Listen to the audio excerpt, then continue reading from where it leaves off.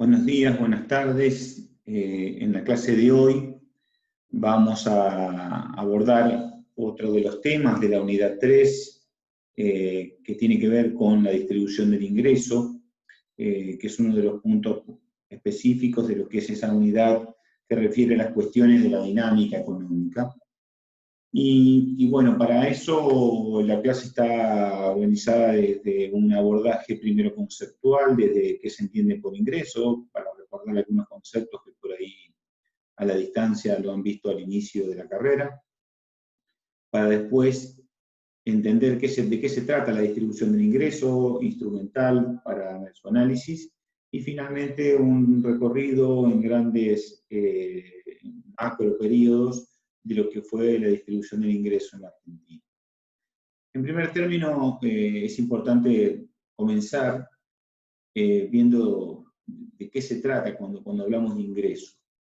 Entonces, para eso, primero vamos a recordar un viejo esquema muy simple, que seguramente vieron en las economías introductorias, en economías sin sector público, para poder focalizarnos en lo que conocemos como el circuito económico de producción y consumo, para después añadirle el sector público, el Estado en realidad, para ver cómo oficia en materia de distribución del ingreso, porque en este caso es interesante su intervención. El circuito que vemos de distribución del ingreso, ustedes lo pueden ver en el esquema básico de un sistema económico, donde por un lado tenemos la familia, las empresas, unas son, mientras las familias son unidades de consumo de bienes y servicios, pero al mismo tiempo son unidades proveedoras de factores de producción, mientras que las empresas, a través de su función de producción, que combinan distintos factores, contratan el uso de factores y producen bienes y servicios. A partir de ello encontramos el mercado de bienes y servicios, el mercado de factores de producción, y lo que pueden ver allí en línea de trazo negro es lo que conocemos el flujo real, es decir, por un lado los bienes y servicios que son provistos a través del mercado de las empresas a las familias, oferta-demanda, y por otro lado se invierte la relación de oferta y demanda, donde el servicio de los factores de producción tenemos la oferta del lado de las familias, mientras que la demanda por parte de las empresas, y se transan en el dicho mercado. Lo que representa el flujo graficado en rojo es justamente la contrapartida por el pago tanto de los bienes como de los servicios, y está graficado de esa manera exprofeso a los fines de identificar la contrapartida del flujo real, que es justamente el ingreso. Sucede que después, cuando hacemos notaciones macroeconómicas y cuando ustedes ven cuentas nacionales, suele decirse que el ingreso es igual al producto, y una cosa es decir que algo es igual a otro en términos de magnitud, pero dos cosas pueden ser iguales pero no son idénticas, y identidad es otra cosa. Entonces hay que recordar que por un lado tenemos el producto, que es el flujo real, y por otro lado el ingreso, que es el flujo nominal. Es justamente sobre eso último, el ingreso, donde se va a posar el análisis.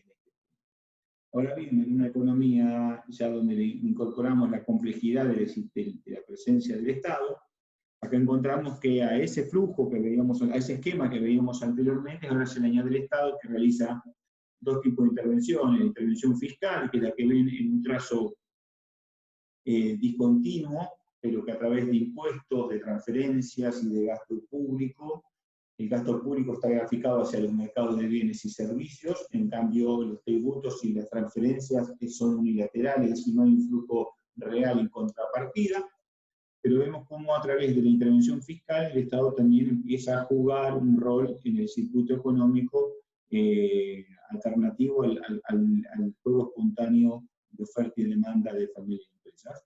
Mientras que por otro lado, con una flecha verde hacia ambos mercados, es la otra acción que a veces suele subestimarse del Estado, que tiene que ver con la actividad regulatoria. ¿Qué es la actividad regulatoria? La actividad de imponer reglas de cumplimiento obligatorio por parte de los actores, los agentes económicos. Entonces el Estado puede intervenir ya sea a través de su faz fiscal, recaudando recursos, o atrayendo recursos financieros o volcándolos, o a través de su actividad regulatoria, que es imponiendo normas para que los actores deban cumplir obligatoriamente.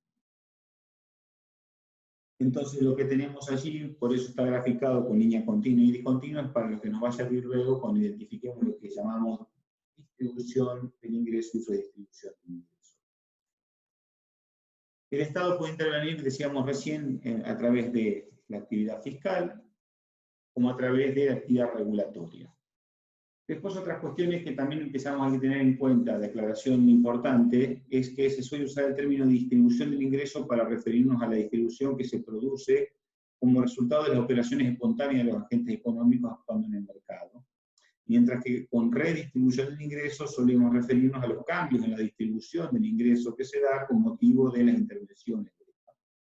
Ahora, no hay que omitir o que se tener en cuenta que estas son conceptualizaciones abstractas, debido a que en la realidad, tanto el proceso que vamos a llamar distribución como redistribución de ingresos actúan en simultáneo y interdependiente, es decir, que en el mismo momento los actores están interactuando en los mercados, al mismo tiempo el Estado está haciendo su intervención, y muchas veces la actuación de los agentes económicos en los mercados se da teniendo en cuenta cómo es la intervención por parte del Estado, y al mismo tiempo la intervención del Estado se realiza tomando en consideración qué están haciendo los agentes económicos en el mercado. Entonces, el concepto de distribución y redistribución sirve desde un punto de vista analítico, pero en la realidad no nos encontramos con un proceso que se da primero de distribución y luego la redistribución, sino que en realidad los movimientos se dan siempre de forma simultánea. Otras aclaraciones importantes es la diferenciación entre hablar de distribución del ingreso y distribución de la riqueza, donde a veces creemos que se trata de lo mismo y no son lo mismo, no hay que confundirlo, pero sí tener en cuenta que son conceptos distintos pero que se vinculan. ¿Por qué se vinculan? Primero son diferentes porque ingreso es un flujo que se da durante un periodo, es un flujo durante un determinado tiempo. Mientras que la riqueza es un stock en un determinado momento, es un conjunto de activos en un determinado momento. Ahora, ¿por qué se vinculan? Porque la riqueza no es más ni menos que la fuente de la cual cada agente económico obtiene su ingreso, su flujo. Es decir, la riqueza que cada uno posee es la fuente de activos de la cual van a derivar el flujo de ingresos que va a tener. Pero al mismo tiempo la riqueza es constituida con la acumulación de flujos. La riqueza de hoy puede ser tranquilamente identificada como la acumulación de ingresos pasados que no fueron consumidos, es decir, los recursos que una persona tuvo en el pasado y que no consumió forman parte de su riqueza porque fueron capitalizados, o sea, a través de un proceso de ahorro de la construcción de bienes de capital. Con lo cual, el ingreso neto de consumo es el que incrementa la riqueza. Con lo cual, es importante entender estas afirmaciones. Esto implica que si modificamos la distribución de la riqueza, si estamos cambiando los activos, estamos redistribuyendo los stocks de activos de una determinada sociedad, indefectiblemente vamos a cambiar una distribución del ingreso, porque vamos a cambiar las fuentes elementales, originarias de donde se produce el ingreso. No obstante, la inversa no siempre es así. Un cambio en la distribución del ingreso no siempre va a modificar la distribución de la riqueza. ¿Por qué? Porque solamente vamos a estar cambiando un flujo. Solamente si ese flujo se capitaliza de una manera diferente para que altere la distribución relativa de los stocks anteriores, puede llegar realmente a hacer un cambio de distribución de la riqueza. Es un ejemplo paradigmático. Una redistribución del ingreso que va solamente a un flujo de consumo no va a cambiar la riqueza. Simplemente lo que va a generar esa distribución, esa redistribución del ingreso, simplemente lo que va a generar un mejor reparto de consumo en sectores de alguna manera venían postergados, pero no va a significar una alteración en el cambio de la riqueza. Esto es importante tenerlo en cuenta para realmente medir la capacidad de largo plazo que una política de redistribución de ingresos va a generar. Porque si no altera los stocks, posiblemente lo que va a hacer es cambiar circunstancialmente el estado presente de las personas, pero no va a generar condiciones para un cambio sustentable en el futuro. Ahora que delimitamos el flujo de ingresos, nos podemos abocar a analizar la distribución del ingreso. Es decir, ahora que ya sabemos qué es el ingreso, tenemos la diferenciación, digamos, con lo que es la riqueza. Vamos a analizar cómo se distribuye el ingreso. Ahora, cuando decimos, bueno, ¿cómo se distribuye el ingreso entre quiénes? Y acá es donde es importante tener en cuenta la identificación de la unidad de análisis para saber entre qué conceptos vamos a analizar la distribución del ingreso. Entonces aparecen lo que se denominan los tipos o categorías de distribución del ingreso. ¿Y cuál vamos a usar? Depende de la pregunta que nos hagamos responder. ¿Cómo se distribuye el ingreso entre quiénes? Entre los factores de la producción es donde aparece la distribución funcional del ingreso. Funcional es porque refiere a la función de producción donde participan los factores. Si queremos saber cómo se distribuye el ingreso entre personas u hogares, en la conocida distribución entre ricos y pobres, es la distribución personal del ingreso. Si queremos ver cómo se distribuye el ingreso entre las partes de un territorio, entre las provincias y las regiones, es lo que se conoce como distribución espacial o regional del ingreso. Si queremos ver cómo se distribuye el ingreso entre los distintos sectores económicos, es lo que se denomina la distribución sectorial del ingreso. Y si queremos ver cómo se distribuye el ingreso entre las distintas generaciones que conviven en una determinada sociedad, o inclusive entre la generación presente y la generación futura, es lo que se denomina distribución intergeneracional o temporal del ingreso. Para cada uno de estos tipos de análisis de distribución del ingreso hay herramientas específicas. Los más usuales son la distribución funcional y la personal del ingreso, no obstante, conceptualmente, y en algunos casos suele ser útil la distribución espacial, la intergeneracional y la sectorial. Para la distribución funcional del ingreso, ¿qué es lo que es importante tener en cuenta? Bueno, parte de analizar que el ingreso se distribuye entre los distintos factores. A los fines del análisis de la construcción del instrumental, se identifica por un lado el trabajo y por otro lado el resto de los factores de producción, capital, recursos naturales y tecnología. Entonces, a partir de allí aparece que la participación del trabajo es lo que se denomina participación de los asalariados en el ingreso, que es lo que se conoce como la PAI, y no es ni más ni menos que la total de remuneraciones dividido el Producto Bruto.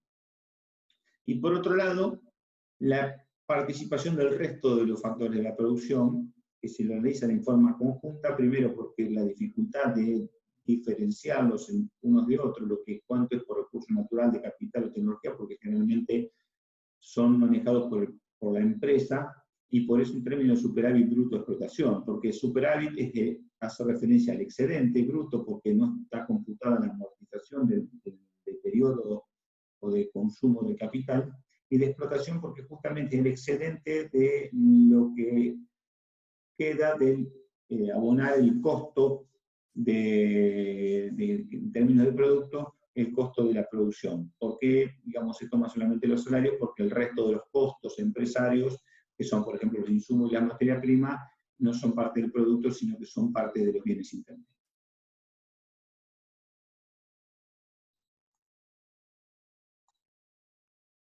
Aquí tenemos una evolución de la participación de los asalariados en el ingreso y por lo tanto, por diferencia, si tenemos la PAI, sabemos cuál es el superávit bruto de explotación porque entre ambos conceptos suman un 100%. Ahora vamos a la distribución personal del ingreso. Explica cómo se distribuye el ingreso entre personas u hogares, si podemos tomar como unidad de análisis la persona o podemos tomar como unidad de análisis los hogares. Es la categoría o tipo de distribución entre ricos y pobres. No hay que perder nunca de vista que la distribución, cuando quiero saber cómo se distribuye entre ricos y pobres, no puedo recurrir a la distribución funcional, tengo que recurrir a la distribución personal. Antes de ir al instrumental específico, es importante hacer un ensayo analítico para entender de dónde provienen los ingresos de una persona. Y los ingresos de una persona vienen básicamente de los derechos de propiedad, de distintos factores que posee esa persona, pero al mismo tiempo también esos derechos de propiedad proveen un servicio, por lo tanto tienen un precio el servicio de esos derechos de propiedad. Por ejemplo, un activo financiero tiene un precio de los servicios que es llamado interés, o un activo físico tiene un rendimiento que es el beneficio, y por otro lado el grado de ocupación o grado de utilización de esos activos. Es decir, a veces hay activos ociosos y por lo tanto el ingreso va a depender de la cantidad de activos que tenga, del precio del servicio de esos activos, y por otro lado del grado de ocupación de esos activos, porque considero solamente que en muchos casos hay activos que están con ocupación por debajo de su capacidad. Dichos derechos de propiedad pueden referir a activos o capitales de dos tipos, que se conocen capital físico, capital humano, y además dentro de cada uno de esos dos tipos tenemos distintos subtipos, que lo vamos a ver en el gráfico, en el esquema siguiente. Aquí tienen identificado muy sencillamente las clases de capital activos, y tenemos capital físico y capital humano. Dentro del capital físico tenemos los recursos naturales, los activos físicos, por ejemplo, recursos naturales, un predio, un campo, una cantera de minerales. Un activo físico, por ejemplo, una flota de camiones, una planta fabril. Activos financieros pueden ser títulos, valores, bonos, acciones, obligaciones negociables. Tecnología incorporada puede ser patente, pueden ser todos los elementos, desarrollos tecnológicos que estén incorporados a un determinado proceso. Mientras que, como capital humano, diferenciamos tres factores. Uno, el trabajo puro, es decir, por la tarea física misma que hace una persona. La otra es producto del conocimiento que se construye básicamente con la educación formal. Y la tercera, que no es producto de un conocimiento desarrollado a través de un proceso de educación formal, sino a partir de habilidades o capacidades. Y aquí podemos encontrar desde las capacidades a veces deportivas, artísticas, e inclusive capacidades de un buen negociador, de todo tipo. Es decir, aquellas habilidades o destrezas que tienen un precio, obviamente, por el cual la persona percibe un ingreso, pero que se diferencian de que no son obtenidas a través de un proceso de transferencia de conocimiento, de construcción de conocimiento mediante la educación formal, sino que son destrezas, habilidades que se tienen, por supuesto que se desarrollan con un proceso de formación, pero que refieren más a ciertas destrezas que las personas tienen de una manera innata. De esta manera podemos, de alguna manera integrando todo lo que veíamos anteriormente de distribución del ingreso, podríamos referenciar el ingreso de la persona X como una función de la cantidad, del grado de utilización del precio, tanto del capital físico como del capital humano, donde tienen referenciado qué significa cada término, y así como lo tenemos en notación de función, también lo podemos expresar en notación de sumatoria, en sumatoria algebraica, donde la sumatoria de todos los capitales físicos que tenga esa persona, por el precio y por el grado de utilización de sus capitales físicos, más la sumatoria de todos los capitales humanos con el grado de ocupación o utilización y el precio. Ahora, instrumental, de esa notación que vemos anteriormente, vemos claramente las distintas maneras o formas que pueden alterarse la distribución del ingreso de las personas, ya sea vía cambio de unas cantidades de activos, una distribución distinta de los activos entre las personas va a cambiar la distribución del ingreso. Si cambian los grados de utilización de ciertos activos, donde determinados activos se utilizan más, las personas que tengan esa mayor proporción de esos activos van a verse favorecidos, o cambian los precios de los servicios de esos activos, también va a haber una distribución favorable. Por ejemplo, si el precio del conocimiento se incrementa, o si el precio del trabajo puro se incrementa, va a haber una redistribución a favor de aquellos que tengan más, dentro de su composición de activos, más composición de capital humano y de capital físico. Reconocer también estas distintas vías de incidencia también es muy importante para la política pública. Es decir, porque cuando se desarrolla una política pública orientada a cambiar la distribución del ingreso, o aunque no se oriente a cambiar la distribución del ingreso, sabemos que va a tener efectos colaterales sobre la distribución del ingreso. Es importante tener en cuenta la desagregación anterior para poder analizar ese impacto. ¿Qué instrumental de análisis tenemos para la distribución del ingreso en términos personales? Tenemos tres grandes instrumentos. Y el segundo se deriva del primero. En realidad, el tercero se deriva del primero también, con lo cual el instrumental madre es la curva de Lorenz, del cual se deriva el coeficiente de Gini. ¿Cómo se construye la curva de Lorenz? Es muy sencilla. En realidad, lo que se cuenta es con los ingresos de cada persona o hogar, se ordenan las personas o hogar en forma creciente en función del ingreso. De esa manera obtenemos las unidades de posición llamadas deciles. También se puede trabajar con quintiles, con cuartiles, también se puede trabajar con percentiles, lo cual Si se trabaja con quintiles, vamos a tener menor precisión de analítica, y si trabajamos con percentiles, vamos a tener un trabajo mucho más tedioso. Lo usual es trabajar con deciles. Se ordenan los deciles del decil 1, que es el 10% de la población o hogares que menos ingresos perciben, hasta el decil 10, que es el 10% de personas o hogares que más ingresos perciben.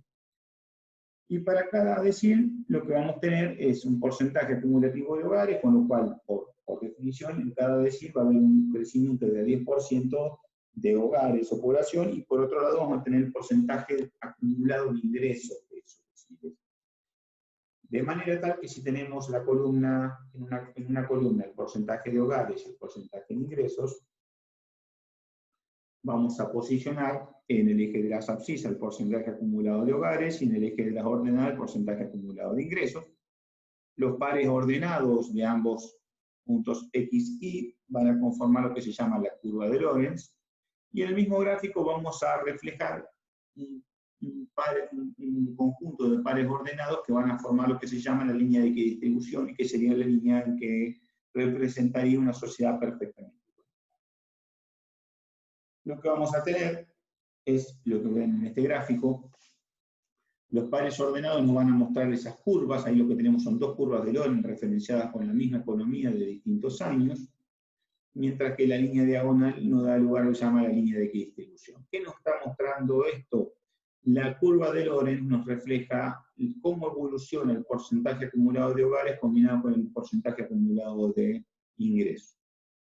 Cuanto más alejada esta curva esté de la línea de distribución, estamos hablando de que hay mayor desigualdad. Cuanto más se acerca la curva de Lorenz a la línea de distribución, estamos hablando de una menor desigualdad o mayor igualdad. Ahora, esto es un instrumento gráfico. Lamentablemente la curva de Lorenz, al ser un instrumento gráfico, las comparaciones solamente las podemos expresar gráficamente. Incluso existe un caso de lo que llaman curvas de Lorenz cruzadas, donde en una parte del eje de las abscisas una curva va comparada con otra curva de Lorenz, se aleja más de la línea de equidistribución, y en otro rango se cambian, se invierten las posiciones, con lo cual no queda claro cuál es la curva de Lorenz más igualitaria o más desigualitaria. Entonces, aparece un instrumento que se deriva de las propias curvas de Lorenz en un número, en un coeficiente de Gini, y que no es ni más ni menos que un cociente de superficies. ¿Qué es un cociente de superficies? Es muy simple. Cuando tenemos en la gráfica la línea de equidistribución formando un triángulo con los dos ejes de las abscisas y las ordenadas, y la curva de Lorenz, lo que vamos a tener es que la superficie que se delimita entre la curva de Lorenz y la línea de equidistribución, que está graficado como la superficie A, sobre el triángulo, es decir, sobre el A más B. Ese cociente nos va a dar un valor que va a variar entre 0 y 1. 0 es cuando la curva de Lorenz coincida con la línea de equidistribución, o 1 cuando la curva de Lorenz se haga asintótica al eje, a ambos ejes. Entonces va a ser 0 cuando hay igualdad perfecta, 1 es cuando hay desigualdad perfecta. Esto implica que cuanto disminuye el coeficiente de Gini, hay una menor desigualdad o una mayor igualdad. Y a la inversa si se incrementa el coeficiente de Gini. El tercer instrumento es lo que se llama de brecha de ingresos, y que no es ni más ni menos que el cociente entre el porcentaje de los ingresos que percibe el decil más rico, el décimo decil, y el porcentaje de ingresos del decil más pobre.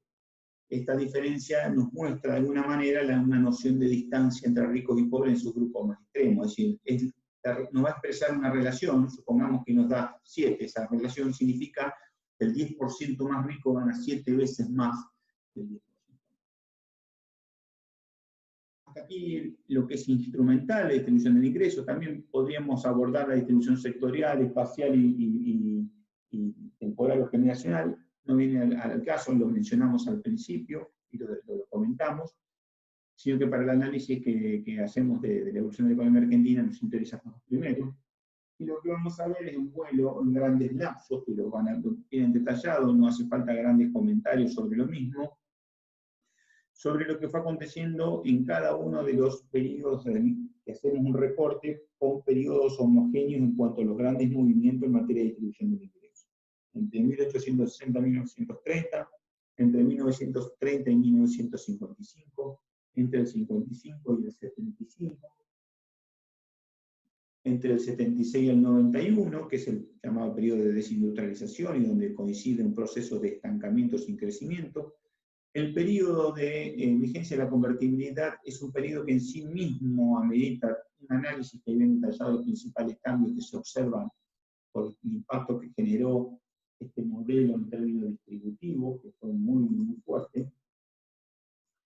Lo que significó la crisis del 2001-2002 como impacto de shock y lo que significó el agravamiento de las condiciones distributivas, y del 2003 en adelante es lo que la historia que aún se está escribiendo y que por lo tanto la tenemos muy cercana de la fecha actual y con la cual, digamos, como todo observador, que cualquier autor, economista que se precie tal es un observador y es un observador de una manera que ha sido protagonista o contemporáneo y que a veces es lo que tiene un mayor componente de subjetividad.